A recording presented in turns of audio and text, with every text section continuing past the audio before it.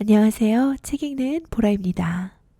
조반니 보카치오의 데카메론 중에서 6번째 날 5번째 이야기 들려드리겠습니다.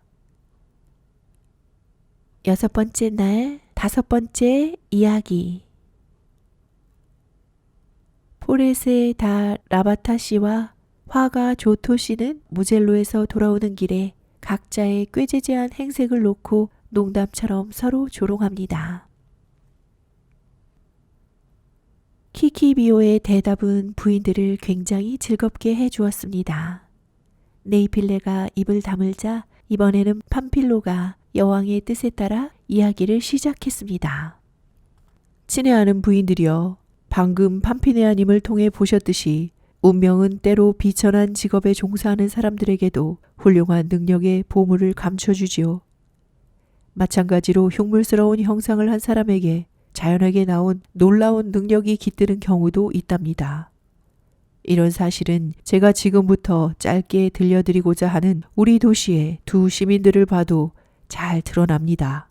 한 사람은 포레스의 다 라바타 씨로 몸집이 작고 볼품없이 생긴 데다가 코가 납작 주저앉아 바론치 가문에서 가장 흉하게 생긴 사람을 데려와도 그보다 나을 만한 인물이었습니다. 바론치 가문은 피렌체의 문벌가인데 이 가문 사람들은 대체로 용모가 훌륭했다고 합니다. 6번째 날 6번째 이야기를 참조하세요. 이탈리아의 시인 사케티가 이에 대해 상술한 바가 있습니다. 보카치오 시대에는 이 가문의 톰마소 바론치가 이름을 떨쳤습니다. 그런데 그는 법률에 대한 학식이 대단해서 여러 저명한 사람들도 그를 민법의 대가라고 칭송할 정도였습니다. 다른 사람은 조토라는 천재 화가였습니다. 그 사람의 천재적인 재질로 말하자면 만물의 어머니시며 전체의 끊임없는 운행을 담당하는 자연이 더 이상 보탤 게 없을 정도로 탁월했다고 합니다. 그 사람은 연필이나 펜, 붓으로 자연과 비슷한 정도가 아니라 오히려 자연보다 더 그럴듯하게 그림을 그려서 많은 경우에 그가 그린 그림들을 보면 그려진 것이 맞나 어리둥절해지고 보는 사람의 눈이 잘못되지 않았나 생각될 정도였죠. 말하자면 조토는 예술에 다시 빛을 주는 사람이었습니다. 수세기 동안 몇몇 예술가들의 과오로 인해 예술이 지성인의 머리에 호소하기보다는 무지한 자들의 눈을 즐겁게 하는데 묻혀버리고 말았는데 이제 조토가 피렌체 예술에 영광의 빛을 주는 사람이 된 것이죠. 그래서 당시 화가들 중에서도 대가라 불러야 마땅했으나 너무나 겸손해서 대가라고 불리는 걸 언제나 사양하면서 그렇게 살고 있었습니다. 조토가 사양한 대가라는 칭호는 그보다 못한 사람들이나 그의 제자들이 앞을 다투어 갈취해 갈 정도로 누구나 선망하는 것이었으니 그만큼 그의 명망은 높았던 것입니다. 그렇듯 예술가로서는 말로 하기 힘들 만큼 위대했습니다만 안타깝게도 용모나 체격이 어느 면에서도 포레세 씨보다도 나을 것이 없었습니다. 둘 사이에 어떤 이야기가 전개될지 한번 들어보시죠.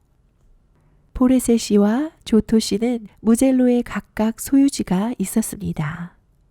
포레세 씨는 마침 재판소가 문을 닫아 휴가를 가게 되었는데 그 김에 자기 소유지를 보러 갔습니다. 비실거리는 늙은 말을 세내어 타고 갔다 오는 길에 우연히 앞서 말씀드린 조토를 만났습니다. 조토도 마찬가지로 자기 소유지를 돌아보고 피렌체로 돌아가던 길이었죠.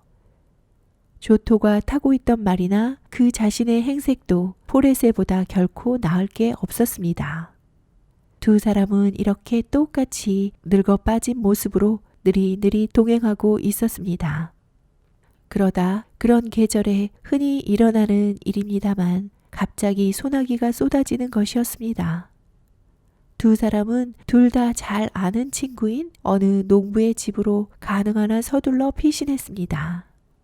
그러나 한참을 기다려도 비는 그칠 기미를 보이지 않았고 두 사람은 그날 중으로 피렌체로 돌아가고 싶었기에 로마냐 지방에서 쓰는 낡아빠진 망토와 너덜너덜 떨어진 모자를 농부에게 빌려서 다시 길을 재촉했습니다.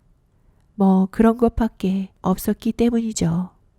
이렇게 얼마를 가다 보니 말이 발굽으로 차올리는 거대한 양의 진흙을 흠뻑 뒤집어 쓴 채 완전히 물에 빠진 생쥐꼴이 되고 말았습니다. 누가 봐도 존경심을 불러일으키는 모양새는 아니었죠. 그러다 차차 날씨가 회복되어 오랫동안 입을 봉하고 묵묵히 걷던 두 사람은 이야기를 나누기 시작했습니다. 포레세 씨는 말을 타고 가면서 입담이 꽤나 좋은 조토의 얘기를 들으며 그의 전신을 머리끝부터 발끝까지 훑어보았습니다. 그렇게 형편없이 초라한 꼴을 보면서 자신의 꼴은 전혀 생각지도 않고 낄낄거리며 이렇게 말했습니다. 조토, 이제껏 자네를 한 번도 본 적 없는 낯선이가 여기 나타나 우리를 만나면 자네를 세상에서 제일 가는 화가라고 믿어줄 것 같은가? 어떻게 생각하나? 조토는 즉각 이렇게 대답했습니다. 그자가 선생을 보면서 이 사람은 ABC 정도는 알겠지 하고 생각한다면 저를 알아볼 거라고 생각합니다.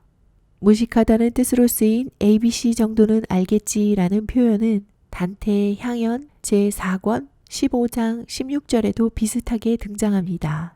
ABC도 모르는 바보들이 많다. 한편 둘의 대화에서 포레세는 조토에게 하대를 하고 조토는 포레세에게 경어를 쓰는데 당시 화가가 법률가에 비해 사회적 지위가 낮았음을 알 수 있습니다. 포레세 씨는 그 말을 듣고서 자기 잘못을 깨달았고 스스로 무덤을 팠다는 걸 알게 되었습니다. 조반니 보카치오의 데카메론 중에서 6번째 날 5번째 이야기 들으셨습니다. 끝까지 함께 해주셔서 감사합니다. 책 읽는 보라였습니다. 오늘도 행복하세요.